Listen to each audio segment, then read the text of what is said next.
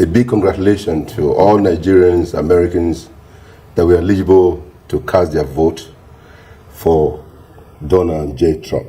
Today, having been re-elected as the 47th President of the United States of America, people will be wondering why some of us that are Nigerians that have lived there have been able to, do well, been able to participate in the democratic doctrine. You begin to wonder why. The simple reason is this: we have been fooled for too long. I take you back. Many years ago, former President Obama was President of the United States of America. He never visited Nigeria one day. After he left office, he never visited Nigeria. Biden is about to be out of office, never visited Nigeria. Kamala Harris, never. But when they are looking for vote, they always come to us. When Obama came out to speak to African Nigerians, and I said, no, we are smarter and wiser. You only need us when you want us to come to your own terms. But you have nothing, because I'm a Nigerian before I became an American. I'm a Nigerian American, but first of all, I'm an Edo man before a Nigerian before American. So I must think about Nigeria as a country, as my people. And a man that does not have any concern. When Nigeria was looking, when we had the seriousness of the Boko Haram insurgency, the kidnapping, killing innocent people in the northern part of Nigeria, even across the country, Nigeria was trying to purchase arms from the United States. There's what we call the Lee-Hay Law at the United States Congress. Yeah, the Lee-Hay Law, yeah. I could remember how many times I visited the U.S., had several meetings with the Congress, the Foreign Affairs. Thank God, the former Speaker, Dogara, who was very supportive. And the government then, Nigerian government, did everything to, purchase arms from the United States. They refused. It was only Donald Trump during his tenure that Nigeria was able to gain an access, while Donald Trump gave at least an approval for Nigeria to be able to acquire, to purchase the 12 Tucano, which of course you are privileged to help to succumb to put some preventive measure to combat the menace of Boko Haram. If I may let me come in here. Yes. Sorry, because we don't have that much time. Now, there's a narrative out there that, Donald Trump's stance on immigration might not serve Nigerians and other immigrants well. No, that's on the one hand. Nothing but cheap blackmail they wanted to use. It was Obama, Kamala Harris, and Biden. They wanted to use that kind of message to kind of put some sentiment into our mindset. What really? Did you listen to Donald Trump on his speech? He said, "Look, how do you open the border? The border is so porous where you allowed, illegal immigrants coming to the United States, those who left prison in other part of the world coming to America. When Nigerians, legitimate Nigerians, try to go to America legitimately, they are refused visa. People who have done well in Nigeria cannot even access the U.S. embassy here. At the time you say 4 months, 5 months, 6 months, 8 months to obtain an appointment, and you can have somebody who can just cross the border to enter into the United States illegally.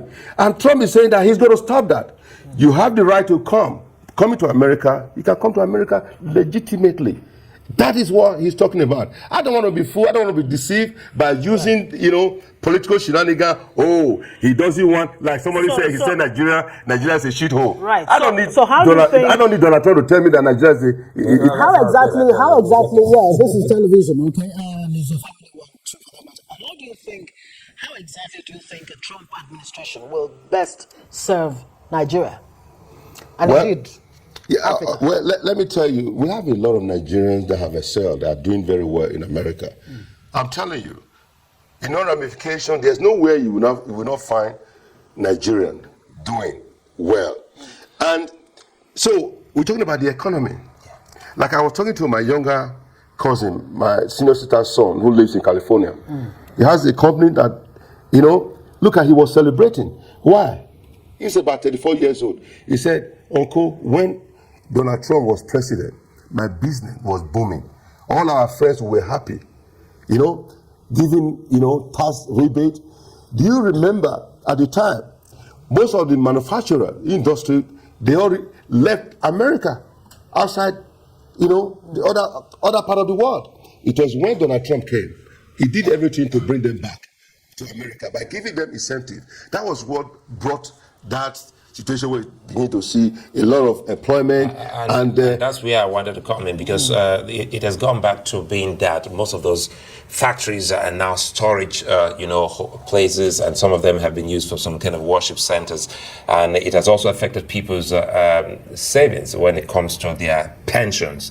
So, what first steps do you expect from Donald Trump, specifically to reversing the trend, which you just highlighted, and also to making sure that internally, which is his main primary concern, Americans first? Yes, first, and ultimately Nigerians, which you just said that you're first in Nigerian. So how does it affect Africans and Nigerians especially? I want a president that want to make sure that there's peace all over the world. And when there's an issue like in Nigeria that can come to Nigerians' aid, like I said before, at the time, Nigeria couldn't, access any weapon. And how do you fight insurgency without having the tools to combat the menace? So I'm looking for somebody, and I've had the opportunity to have a one-on-one with Mr. President Donald Trump many years ago. So people say that he's a racist. He's not. You don't just give a dog a bad name. This guy is a human being. Do you know what made him to win this election? The Evangelical, Council of the United States. I must congratulate, Pastor Paul White. The clergymen, the pastors, Pentecostals, Anglican, Baptists, they all came together because I have always been a Democrat. I've been voting for Democrats since 1987. But do you know what? I said, you know what? Something is wrong here. Where 5-year-old children are being taught in school immorality, that you don't need your parents' consent to change you from male to female, female to male. That is immorality. And that is not what we want. We want a country that will carry everybody along, that will bring peace, succumb, and the economy to change the narrative. Not this. America is so divided today. And when America is divided in such a way, it's definitely going to affect every other country. Well, Trump actually says he will end the wars. Of course, he's going to. If Trump happened to have been the president by now, I don't think that war would have taken place. The Russia, Ukraine, and Israel, Gaza. Because do you know how much the United States taxpayer has been expended in Ukraine? And go to America today, all over the United States, you see homeless people everywhere. And this is, you say, charity begins at home. Donald Trump said, feast home first before feasting outside. Right. And that is the reason why a lot of Nigerians, African, Muslims, Christian, even Latino, even Mexicans that you would have thought, no, they will not vote for Donald Trump. All right. They all came out en masse to give Donald Trump his support. And today, he's the president-elect, and I say congratulations to him. But don't forget Nigeria. This election for them, in my view, is to say that, look, we don't want this happening in this way. We want to keep the country to be essentially ours. Now, all you need to do is just look at the data, and you will see very clearly that majority of the white people came out and voted for Donald Trump, regardless of many of the controversies that have surrounded him, whether it is the fact that he seemed to have supported an insurrection, he seemed to have been, he was actually convicted of criminal charges and several other things. It was more important to them the message of how to keep America owned by the people who believe they own America. I don't think it's that, because someone said, not one person, a lot of people, because this conversation about race has been going on for quite a while. Yeah. And there are many people, and I'm not ashamed to say this, myself included, who believe that in the next 20 years, the United States will be a brown country. A lot of mixed people. Well, it's going to be a brown country in 20 years. With the way the world is going and the inclusivity. And one of the things that we've been talking about are the lessons that we can learn from that electoral process. one of them that stood out for me, and I want you to be able to talk about that, is the nationalism bit of it in everything. Even listening to Kamala Harris yesterday, giving her concession speech, and I remember her listening to her say, "Look, even though I've conceded this election, I would not concede the fight that fueled this campaign." Right. You know, and looking at them, everything is geared towards our country, our country, our country. How do we replicate that in Nigeria? Because what happens here is when we lose, we castigate the system. As opposed to we throw the whole baby on the bathwater. It's a bad system. The judiciary is bad. INEC is bad. Our country is bad. How do we change that way of thinking? Okay, very, very, very good question. And it's important to note here that the brand of politics that Mr. Donald Trump represents should bring us a bit of consolation in Nigeria and Africa. That is not really about the good will or the lack of it of the politician or the political elite. It's not about that. I mean, Donald Trump, we all know who he was. It is about the building of strong institutions that can withstand the excesses of the political elite. Okay? Which is what America has, which is the reason why in 4 years, America will move another way. So whatever Donald Trump has done in the last 4 in the first time that he came out, that he's going to do, he's not going to essentially have enough time to alter the strength and the character of the American people. America is still going to be, for me, I mean, I'm bad about it. It's going to be the America the beautiful. But it's going to be a precarious time this 4 years. But you are going to see the resistance of the strong institution. So in Nigeria, what we need to do is to build our institutions. It's not to really worry ourselves about the political elite so much. It's to build a system that will resist even the worst political elite. So the question is, do we have a people who are willing to build the system? That's horse. Would they be given room to be involved in the building of those systems? I think that is what we are going to go inexorably. That's what is going to happen. Because what haven't we tried in especially since 1999? We've had all the stuff that we can have. People thought, oh, okay, this is PDP and now this is APC. We haven't seen a lot of difference. There are no ideological differences really, between both of them or among the parties generally.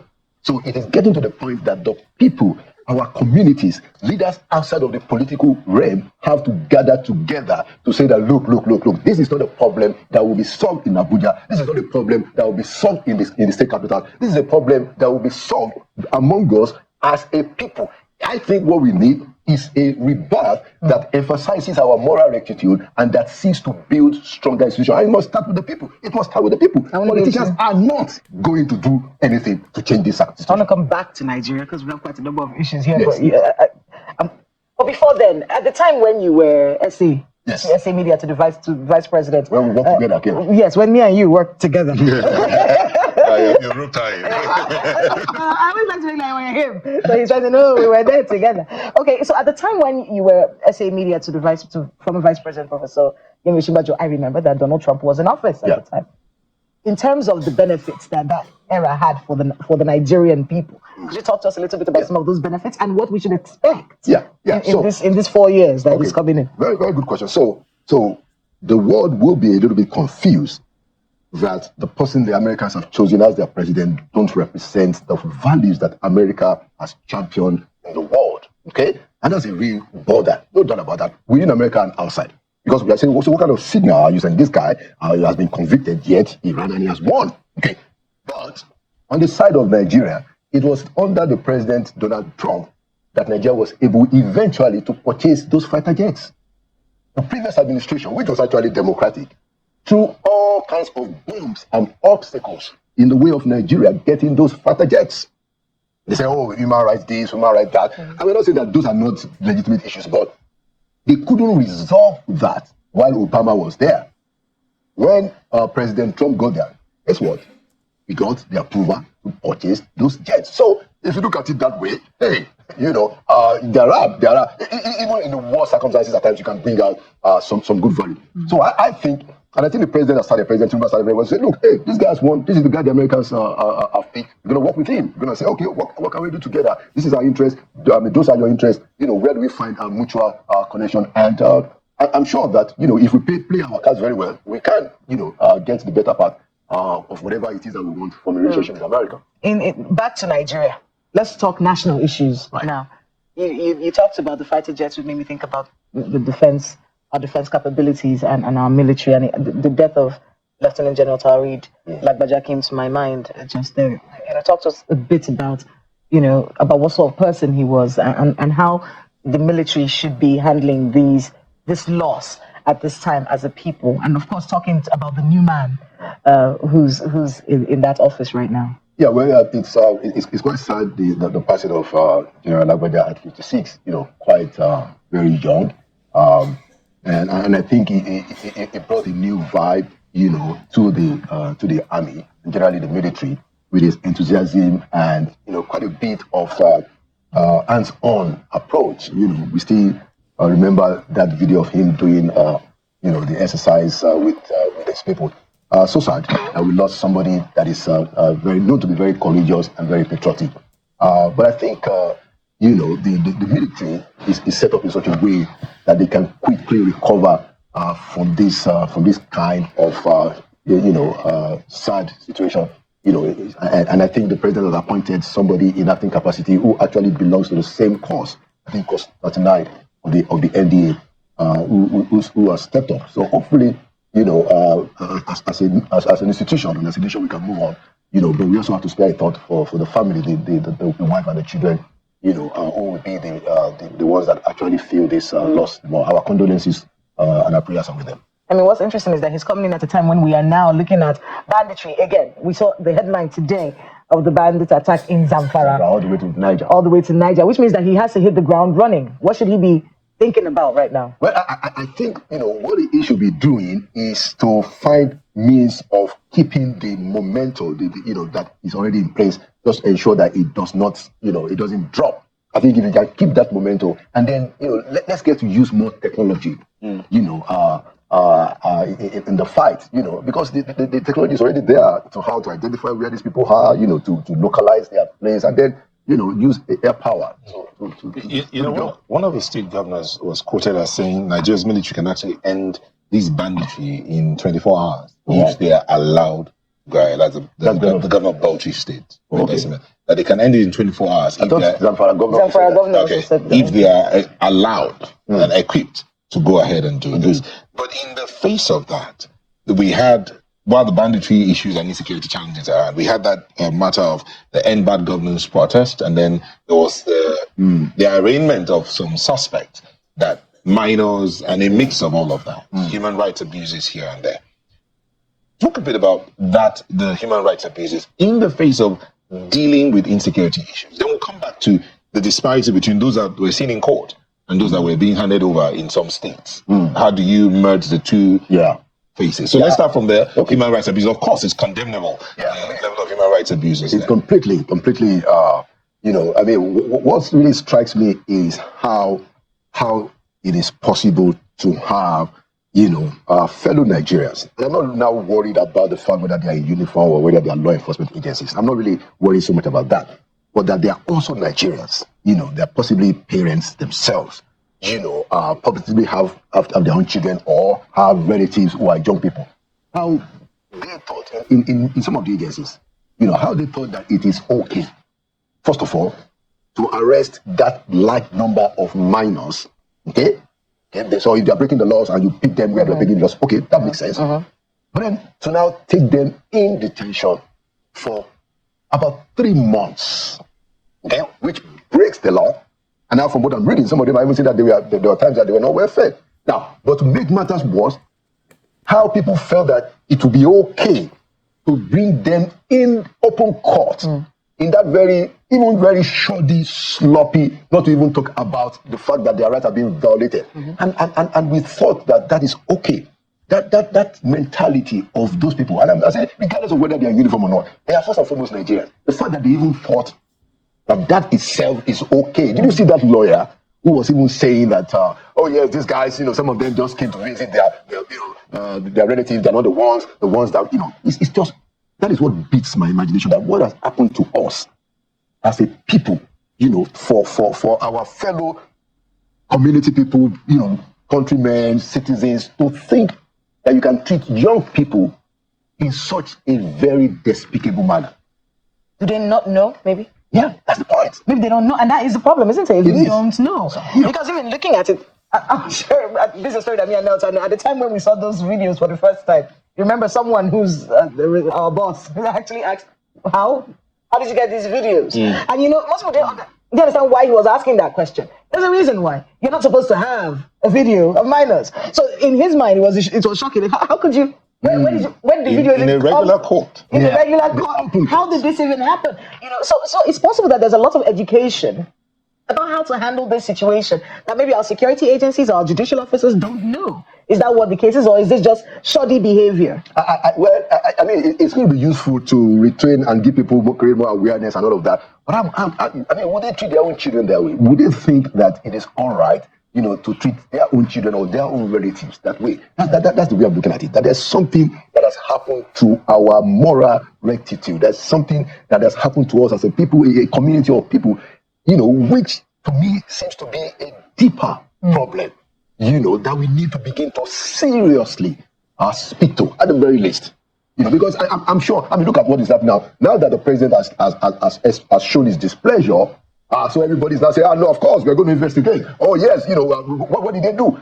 Where were all these people when this was going on? It is indicative of the way we do governance in Nigeria, isn't it? We put strong men in power and everyone. So guys, it is really mind-blowing the way the black community, took their direction this time. The direction they took during this USA election.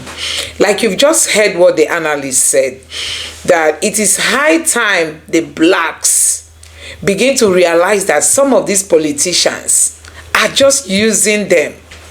They are being used. Look at Obama, who was really campaigning for Harris. People have argued that the Obama's government never favored the black community. Still, Obama will boldly come out, even in the days of Clinton, when she campaigned. Obama came out as if he did so much for blacks, that the blacks have got to vote for. In short, left for me, I don't know how people see Democrats. Democrat does not mean well for the whole world. Neither do they even mean well for the American citizens. This is a political party that can be likened to the APC in Nigeria. All they want is what favors them, not the people. Trump is actually, fighting for the people of America. Trump wants it good for the people. He said he wants to close the border. You can imagine even in Nigeria, sometimes we complain that our borders are not being well manned, and that foreigners coming. We ourselves, we complain. And when America say they want to protect their border, some people see it as racism. Trump said people can come in, but please come in illegally, so that we know who is coming in and who is not, and who is going out. So you can't just open your border and you say, Kamala was saying that he said he's going to deport despite the crime rate rising in America. Kamala did not even see it as something to be worried about. So guys, when it comes to politics, the Democrats in the United States can be likened to the APC in Nigeria. These are a group of people who just want everything to favor them, but not the people they are ruling. Just look at it. What is it that the Biden administration, together with Harris, what is it that they've done for the people of America? Then you bring it down to the black community. Tell me the benefits that the black community has gotten from the Harris-Biden government, that they still want people to come and vote for them. Guess what? Many black people proved to Kamala and also to Biden that enough is enough. Gone are the days when you people deceive us. Trump 4 years was like, living in paradise for many black businesses. And now they've opened the border, bringing in all kinds of people, and Trump is saying, see, black community, your job opportunities are at risk. Because when these people come in, they are ready to collect any amount of money. So tell me what, the employers want to employ people that they will pay lesser to get the same job that you will do to collect more. So people coming into the country risk your job opportunity. And what else can be more truthful than that? What else can be more factual than that? Trump based his campaign on facts, on realities, pointing out problems, telling Americans he's going to fix them, and look at how he's going to fix them. He will reduce taxes so as to attract more businesses into the country. There are businesses that have left the country and gone to places like China and the rest of them. Trump is saying that he wants those businesses back to America. Remember, Trump cut the taxes, but when these people came back again, they increased it. And now they still want people to vote for them after this colossal failure that people have seen. So it was nice, you know, seeing so many blacks coming out to say we want to vote for Trump. That the first Trump 4 years was a blessing to the black community. But this Biden and Harris, who are almost spending their 4 years, and the black community cannot stand up to say, look at one thing we have gained from Harris and Biden. And they are still calling us to vote for them. Are we mumu? Even if they are mumu don't do. So guys, this is actually why Kamala lost, you know, that election. So guys, if you are wondering why Kamala lost and Trump won this election, guess what? Especially from the black point of view, black Americans, you know, they are tired of, you know, being deceived by the Democrats, by Obama's, people that Obama is campaigning for. When Obama campaigned for Clinton, he wanted the blacks to vote for her.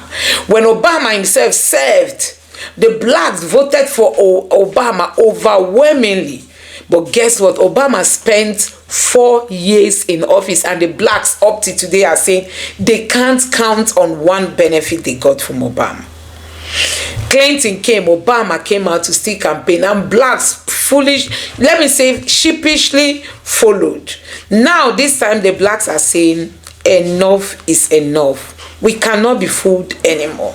And that was actually why Kamala lost so many black votes. And Trump was even the one that even Muslims, you know, Arabs, blacks, Hispanians, and so many of them, they decided to go for Trump this time. And guess what? Trump won with a very big margin. So guys, it's really a welcome development so that we can sanitize the world, where all kinds of things are happening. The Democrats, they sponsor all kinds of things, honestly. Let me just know what you think about this in the comment section below. Please don't forget to subscribe to the channel, turn on the notification bell. Please give this video a like so that YouTube can recommend it to others, and drop your thoughts in the comment section below. Thank you.